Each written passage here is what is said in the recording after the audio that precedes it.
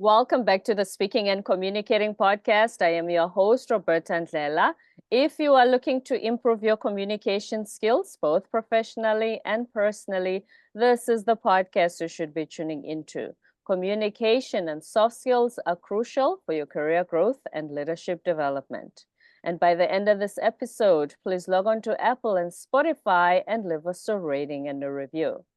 Now let's get communicating with Kim Korte. Please help me pronounce your last name. Korte, core like an apple and tea like a t-shirt.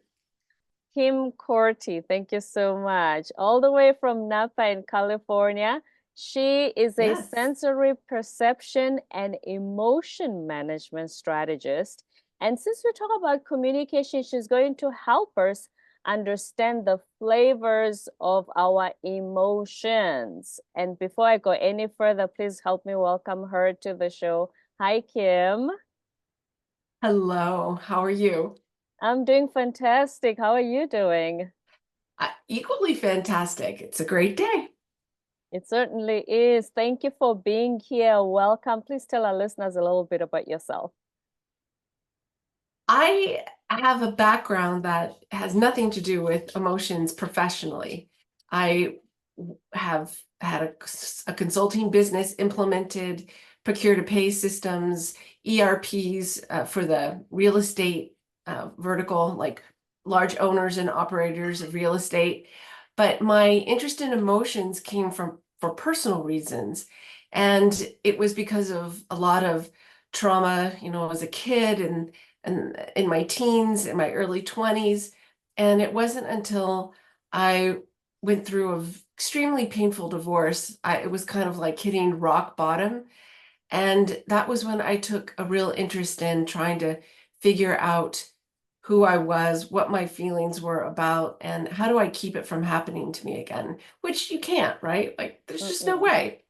We're we can't control other people as much as I would love to, because I do have a bit of a controlling personality. At least so I've been told. As much as I would love to, I can't. So I needed to figure my own stuff out. That's really what got me started. Mm-hmm. And in learning based on the painful experiences you had, in wanting to learn about yourself, how did you discover that emotions, understanding your own emotions was a big part of that, of learning about yourself, who Kim is? It's one of those things like you don't know what you don't know, right? And so I thought like I knew how I felt because I felt what I felt. And then it wasn't until I went on this journey and I read this book called How Emotions Are Made: The Secret Life of the Brain. And that was when things went like boom, crazy big for me because I just didn't understand how they worked. And because of my systems implementation background and this love of process and procedures and repeatable processes, I understood like the brain has a process. And then when I understood how much it controls our thinking, even our most logical thoughts are still directed by our feelings, are very much influenced by our feelings. And then I started, to really, really understand how it's a communication. Emotions are our base communication. So there's a process, like I said, that it has where it's looking at all of the data coming into the brain. We don't see with our eyes, we don't hear with our ears, we don't smell with our nose. We do all of this with our brain. Our whole world is inside of our brain. And it shows us what we see. It tells us what we smell. And that's just the workings of the brain. This is why we can think we see someone or something kind of smells like this, or we taste something, we taste it again, it's a little different. It's because the brain is constantly predicting. For many good reasons, it's constantly ahead of the game, predicting our experiences that we deem as real or that somehow we have control over. And we do have control over it because we can be more conscious about our experiences. But what the brain does with this information that comes in through all of these sensory systems, and another system that we don't often think about, which is how we feel inside of our bodies. And it uses it like ingredients to predict our emotions. And our emotions are used, the predictions are based on all of our past experiences, which are kind of like recipes. And so this is why I liken our internal communication as to it producing recipes and us tasting it. Because when we experience feelings, it's can be pushed down, right? Like we may only feel certain feelings because we're in this habit of pushing them down. And that's what I was. I was a pusher downer, as I call them. And it was when I understood that we can be better listeners to our body. And then when we're better listeners to what our body's telling us, our brain is telling us, then we're actually able to know ourselves better and to identify our emotions better and define them better. And then we actually have the ability to become better listeners to others because we're more in control. Control is a difficult word, but we're more connected to how we feel, identified, so that in a hot conversation, we can say, oops, this is coming up. I still need to pay attention to what's going on, not let our feelings rule what we hear, because that happens quite easily. It does. And then, like you're saying, if I understand myself, it helps me be a better listener with other people. And we say that the first communication happens internally, as you've Right. mentioned. Mm-hmm. So the question is, do I feel first and it creates a certain thought, or do I think a certain way and it influences how I feel? Which comes first that I can sort of switch or have control over? You know how motivational speakers can say, change your thoughts, then you feel Mm-hmm. better, Mm-hmm. or learn to feel better and do your priming exercises in the morning, and then your thoughts will improve. So which one do I do first and then it influences the other?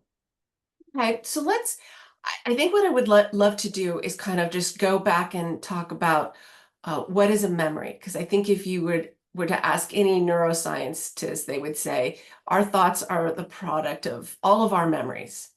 And Mhm. so when we have a memory come up, it's going to include all of those sensory systems that I talked about. You know, what you saw, what you heard, maybe the music that was going on, who you were with, and how you were feeling. Because feelings are a sensory system. So when we create these memories, our feelings are a part of it. So I'm going to say that our feelings drive, because we use our memories and our feelings are associated to them. We use our feelings more to create the thought more than the thought creates the emotion. More often you want to use, like these great motivational speakers do, you want to use it to change your mood, or to, change your thoughts. Like I use thoughts all the time to examine consciously, like, what is going on so that I'm reacting this way. And that's the good part of thoughts. But the majority of our non-consciously driven, our unconsciously driven, the ones that come from the subconscious, Mhm. are a product more of emotion than thought, because the thoughts are a product of emotion. Does that make sense? It does. It does also, especially because you tied it to the memory. You know how a lot of the things we remember is because of how we felt at that moment. If the Yes, emotion was very strong regarding that moment, be it a joyous one or a sad one, that's why the memory is so vivid, because it's correct. how we felt that makes us remember, like you said, remember how things were, well, how they looked, everything, the smell, everything, because the emotion tied to it makes the memory so strong. Yes, and that's why it's so important. And what I am very much about is being more proactive in the making of those memories. I call them recipes because I talked about that, how all of this incoming sensory data is like ingredients, and we have all these recipes in our head, these past experiences that the brain is going to use to launch our emotions. And with that comes the thoughts, behaviors, and decisions. And so when we're more proactive about examining what's going on, like take for instance, let's just say that we had a prior experience where our emotions were very high. And so what that does, especially if it was a fear-based thing, because usually it is angry, and underlying a lot of those quote unquote negative fears. I'll talk about that in a minute, but underlying those are fears, typically, the negative emotions. Anger, can be a fear of losing something or not having something to, there's not everything, but I'm just saying a lot of it is. And these emotions take our focus and narrow it on what we're angry at, on what we're fearful of, what is our pain point. And that is the problem, because we lose sight of everything else that's going on around us.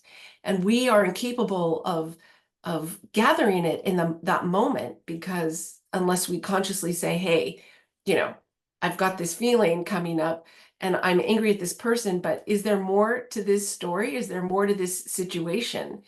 And I'm sure you've been in situations where someone's like, what did you just say? I'm so mad at you for what you just said, because they didn't hear you right. And that's because of predictions of the brain. They expected something from you, or they see something and they're using their past experience to say, I don't like that. And it's because Or they're to not. fill in the blank, thinking what I'm saying is going a certain direction based on Yeah. the past experience. Right. And so Mm. so when you're more open and more curious about, why am I feeling this way in this situation, it gives you the chance, the ability to bring in more of that the current ingredients on the outside of this world, what's going on around you that might change that feeling. It's just like getting more information. It's really about learning, because that's really what memories are. It's what we've learned. It's our experiences. It's our belief systems. It's what we've been taught.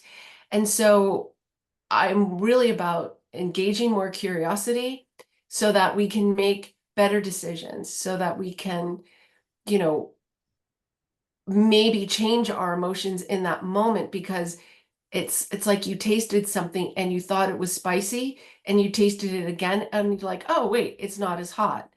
And it's that kind of reevaluation that a lot of us don't take that moment to engage in. Mm-hmm. Especially because we live in a world now where, just express yourself, whether we express ourselves in anger, whatever it is, we that is good to a certain extent, but in the way that we articulate how we feel, we haven't mastered that art, because we are just in this whole just throw everything away and express yourself. Well, That and just have a few emotions, right? So it's like we go to anger. Like, I see that on the news all the time. People go from zero to anger pretty quickly. They don't realize that there's a whole array of emotions that fit into that. It's like kind of, I like to use the example of a pepper. So a pepper can be mild or sweet, like a red or yellow bell pepper, or it can be a habanero pepper that's so spicy your mouth melts. And so we have problems now distinguishing our emotions, because we just feel them without thinking, and or we feel them and we don't realize that we can get them wrong. I gave you the example earlier of how if you saw somebody and you got mistaken it, or you thought you heard someone say something and that's not what they said, or you tasted something and you expected it to be spicy, so that's what you tasted, and then you taste it again and it's not, it's more mild. mm, Well, the same thing happens with our emotions. We have expectations, and we meet those expectations. But it's only when we can, like I said before, take a second taste of them that we are able to uh, get out of our rut, our emotional rut. Because if we don't like how we feel, you have to educate your brain to feel differently. And it's like learning how to taste food and distinguish the differences in flavors. If we can distinguish the differences in our emotions, then we have a much better ability to identify them, but also the long-term ramifications, because emotions filter, prioritize, they tell you what is important, what's not important, what's serious, what's trivial, and that plays into our decision making. And without those feelings, we would just be lost in a perpetual loop and never be able to get to a point where we could make a decision unless we leaned into our feelings, because even the most logical of decisions in the end is the one that feels right. Yes, and we actually do say, "Hey, check how you feel. If it Yes. really feels right, then that's the right decision for you." Yeah. Well, yeah. And what are you using? That intro. So the system inside of our body that is responsible for our ability to feel is called interoception. And it's kind of like the sense of taste. It's using, because taste uses multiple sensory systems. And interoception is the product of the brain telling us how to feel based on multiple sensory systems, right? All of this incoming data. And so our ability to taste something, like we can improve our palate, well, we can improve our connection to this, I call it our internal palate, our emotional palate, to this feeling state, because emotions are a chemical. It's literally the neuron produces a peptide and it gets delivered to the body, and then we have the emotion. But it's another step for us to feel it.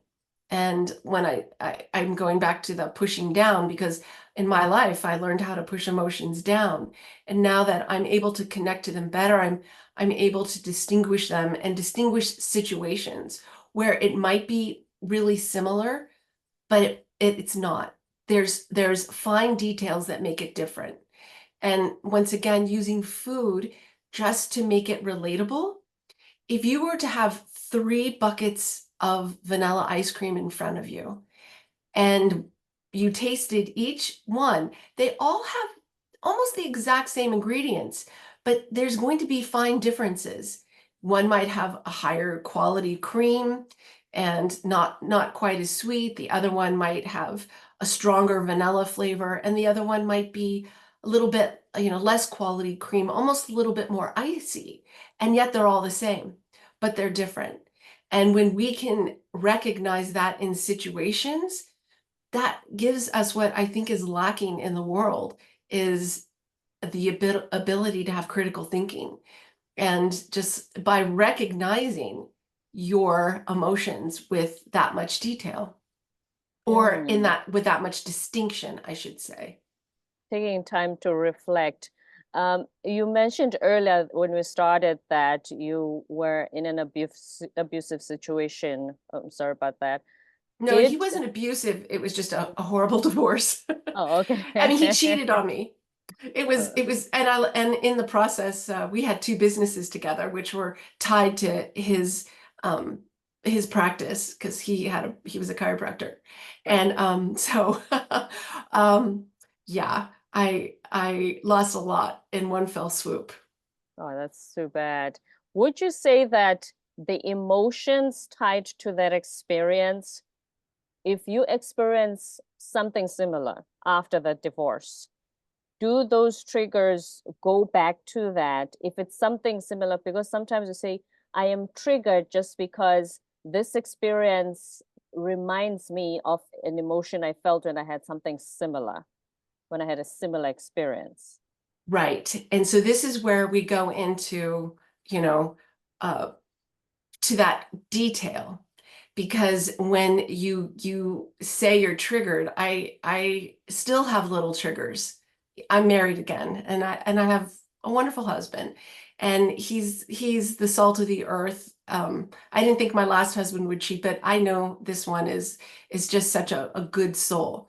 And he he does some things sometimes that trigger me. And it's when I say it triggers me, it reminds me of a situation, but then I can distinguish that situation from my ex-husband from him. And so while the feeling can still come up because it's very deep, right? When Mm-hmm. it comes up, I'm able to notice it for what it is, and that it has everything to do about my past and not about the present situation. And this has to do with lots of things because my mom was an alcoholic. So, in certain situations, I have to be mindful when something comes up because the brain is just trying to help you out. And I have less of these triggering situations because I I have that distinction in my brain. I have that remodeling or redoing of the recipe. Or just like, there's thousands of pasta dishes, but we can tell the difference between, spaghetti and rigatoni. And so, or spaghetti with marinara or a cream sauce. And so it's like not treating every dish like it's the same pasta is what I'm talking about. So yeah, I do get triggered. I have plenty of things in my past to trigger me on, but I have that now where I realize like, oh no, this is the past. There's nothing really going on here that equates to that behavior because it's not him, it's me. I'm the one with the recipes. He's providing the ingredients, but it's what I do with them. Mm-hmm. And you've given us so many food metaphors in your latest book, Yucky Yummy Savory Sweet, Understanding the Flavors of Emotions. You share a process that helps us make sense of our feelings. So, in all of these, like you said, ingredients, all these Mhm. recipes, what are some strategies in your book that you share that can help people once they look inward, reflect, and say, hey, wait a minute, what's going on here? Why am I feeling this way? What are these emotions? What can they do then so that, because like you just mentioned, you don't want the experiences with your ex-husband to now bring them into this marriage because this husband Right, is a different person. Yes. right. What can we do to then not drag the baggage of emotions from the last experience and just keep repeating history? Well, the first thing is you got to want to change them, right? You want to have a different expectation with the world. So what you felt yesterday in that situation, you're going to feel today and you're going to feel tomorrow unless you actively change it. And I know it's fantastic to blame other people, but it's up to us to do it. And the other thing is we have to realize that feelings aren't facts. They are just a feeling that's coming up that might be similar to a prior situation where this existed. The brain is just making its best guess. So, like I keep going back to, if you see someone you think it's Joe and it's Steve, or it's not Joe, it's some stranger, you know your brain got it wrong and it does a prediction correction, and so it allows it then to use that for the future. If we're not helping our brain to make better predictions, we're going to keep getting the same thing over and over again. We're going to experience the same problem, so wanting to do it is really important. And then for a lot of people, connecting to how you feel inside, and it's easy to do the big ones like I said, uh, because they get pent up. Like your body needs to release. It's talking to you, and you're ignoring it. So all of a sudden, you get the big bursts of anger, or you get the big bursts of you fall in love real easily. You can't like you go from 0 to 100. Well, connecting to how you feel on a more consistent basis, not when the body's just talking loud, but when it's whispering to you, when it's just saying, hey, you need to think about this, or hey, look at this, or here, feel me here because I'm trying to tell you something. And when you can hear more of the whispers, you're better off. So that's why for people who have that kind of trouble, I say practice just feeling, noticing little things like what are the flavors in your food? That's multiple sensory systems, a use of multiple sensory systems, just like feelings are. What does it feel like when it goes inside of your body? Like how can you describe that?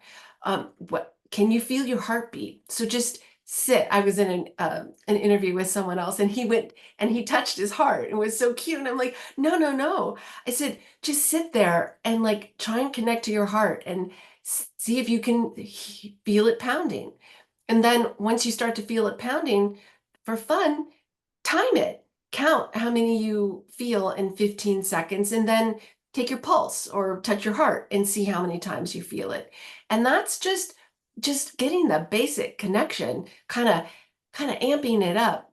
And then being able to, I call it an emotion chef progression because these food metaphors make it really easy for people to relate to emotions. And so as you progress, then you're like able to notice your feeling in a situation and then say, okay, well, what's going on? And question the feeling. Even if you don't question it at that point in time, if you can reflect on what was going on and kind of work that muscle, so to speak, and just like a sommelier kind of taste wine over and over again to like get all those nuanced flavors. You could just keep trying it over and over again, and then all of a sudden you recognize the feeling, but at the same time you start giving yourself different recipes. Like you feel the big feeling, you notice it, and then you say, okay, I need to be curious about what's going on here. And so that takes your field of vision from very narrow to much wider. Is this why, you know how sometimes something horrible happens and we feel bad or angry or whatever it is, and then somebody will say, looking back in 5 years, you will laugh at this. So now it feels angering and frustrating, but then 5 years, which means my feelings in 5 years about the exact situation would be, oh man, remember how silly that was when you were saying that feelings are not facts? So the situation hasn't changed, but why is it that 5 years later I can look back at it and just have a good laugh about it? Well, I think it would only be for those who have learned something from it, right? And who maybe at the time they were very upset and felt badly about it. Like I used to beat myself up at clients if I made a mistake, and I would just go over it and over it and over it again. But now I have a lot more grace for myself, and I'm like, gosh, Kim, you're human. I had a client once say, man, you're harder on yourself than you are on other people. And it really took me back because I didn't think I was hard on anybody. And so I learned how to not take situations to not take everything to heart. And so when you learn from your mistakes or you learn from situations, then you can look back on it. Um, I can look back on my marriage, my first marriage differently because I learned a lot from it. And I'm certainly not going to put myself in that situation. But how many people don't? How many people look back and are still mad about at their brother or sister because they got this or that? You know what I mean? It's like they're still upset with the friend who did them wrong. Like they had no responsibility in the situation at all. And I talk about this in the book too. I talk about a lot of stuff, but one of the things that, is really helpful in any situation, if you can look back and look at your responsibility in a situation, because Mm. that's where the real learning comes. I looked back at my divorce and I was like, I didn't cheat, I didn't do this, I didn't do that, but I chose him. So when I chose him, what was behind that decision to choose him as my husband?